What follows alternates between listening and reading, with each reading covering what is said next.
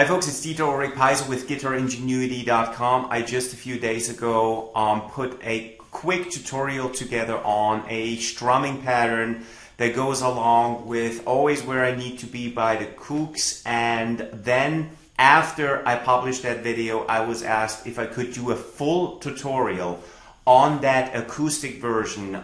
Their lead singer plays, I think his name is Luke, and there's a pretty cool video of him playing that song solo on an acoustic guitar. So yeah, I did a strumming pattern video for that, and now you guys asked, hey, can you do a full tutorial? So a disclaimer here, what you're about to see is not a one-on-one full tutorial, but what I did is I looked at the song, I broke it down into sections, and what I'm going to do right now is I'm going to bring you 80 to 90% there. It's not 100% accurate. Why? Because you also always ask me to keep things easy and simple.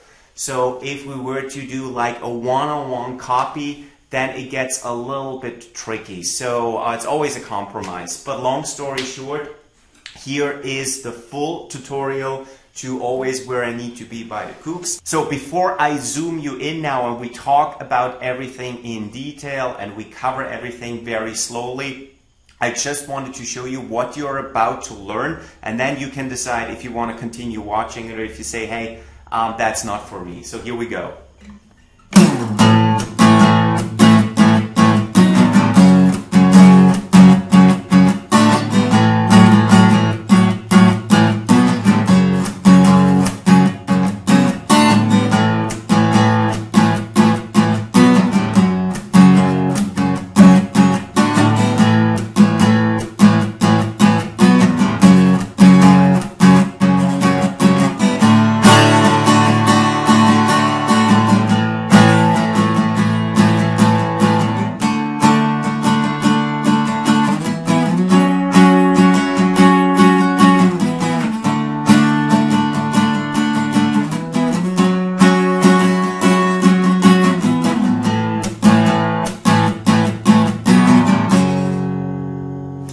And so forth. So as promised, I'm going to bring you in right now, and then we'll look into each section in more detail.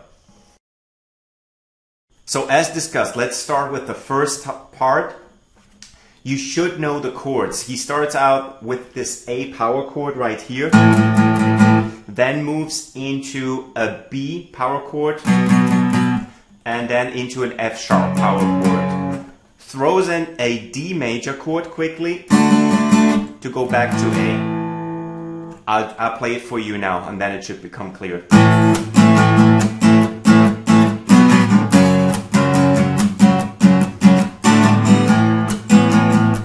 So let me do that slower one more time.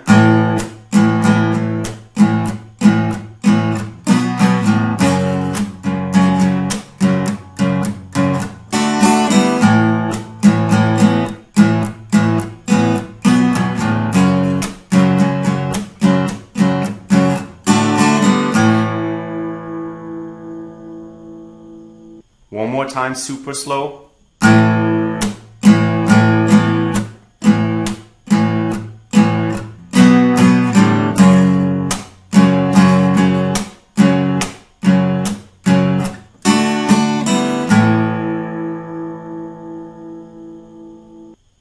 And I guess the tricky part here is playing the open strings in between the chord changes, or some of the chord changes. So let me do that one more time, and I'm going to point out that specific chord change I'm talking about here.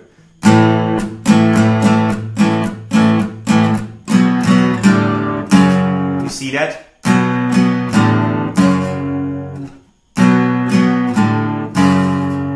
He does something similar when he plays the D and goes back into the A.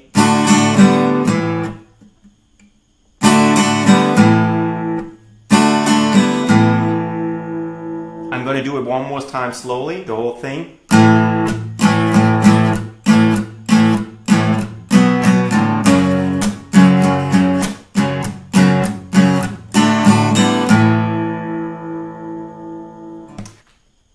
So there is a slight variation he likes to throw in right in the beginning of the song and then a couple of times throughout the song, and I'm going to show you what I mean.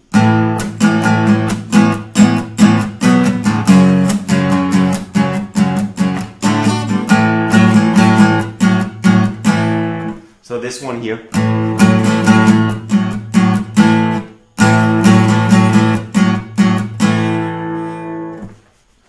So what he does here, I'm going to do it slow.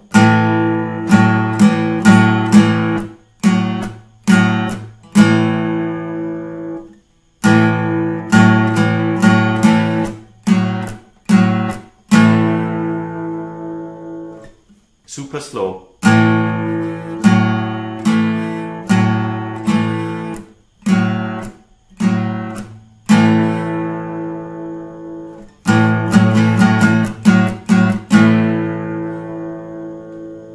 Whole thing one more time from the beginning.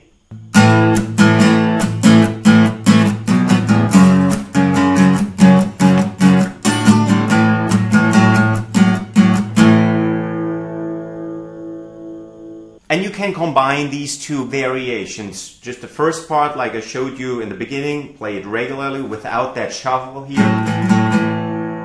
And then from time to time you can just add that in between.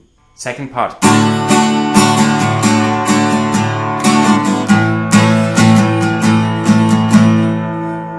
Slower.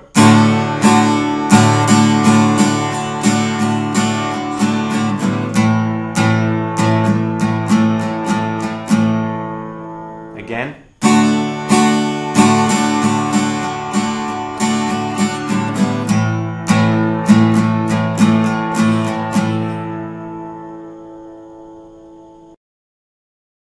So I'm sure you noticed he also uses a slight variation on that bridge chorus part.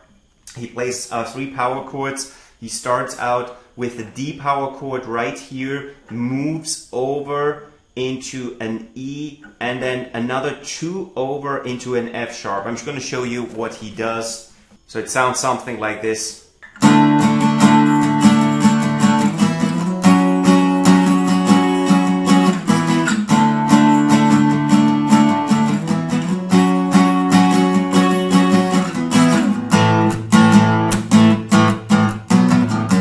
And so forth. So let's cover that first part here again a little bit. So let's cover that part here one more time.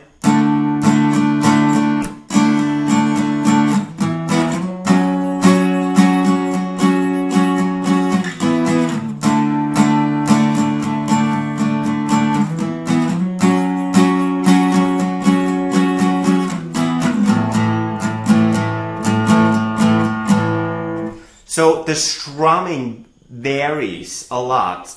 He at some point uses a little bit of a picking instead of a strumming. That is something you can figure out for yourself. I would just, as you start practicing the song, just use the regular strumming. So something like this.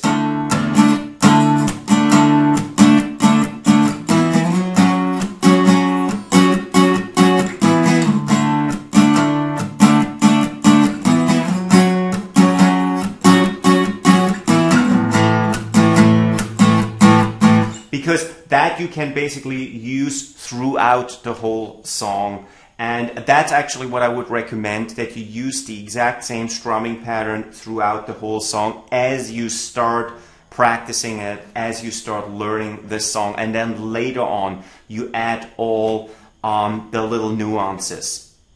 So what I'm going to do right now, I'm not going to play the whole song because there's a lot of variation, but I would just like to combine the elements we just learned so you see how they fit into each other.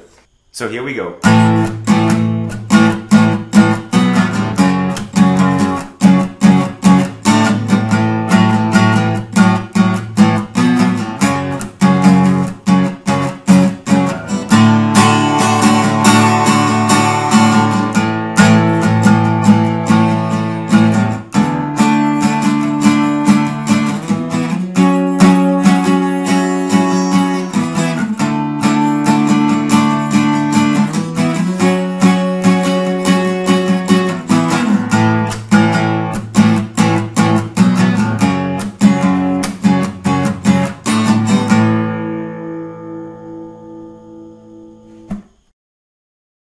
Alright folks, so that's it. I hope you found it helpful. If you have any questions, guitaringenuity@gmx.com. Again, it's not a one-on-one copy. That wasn't the purpose of this tutorial, but I hope I was able to provide you with like the basic framework, and I think if you practice what we'll learn today, you will come very, very close to the original, so to speak. Again, guitaringenuity@gmx.com for any questions.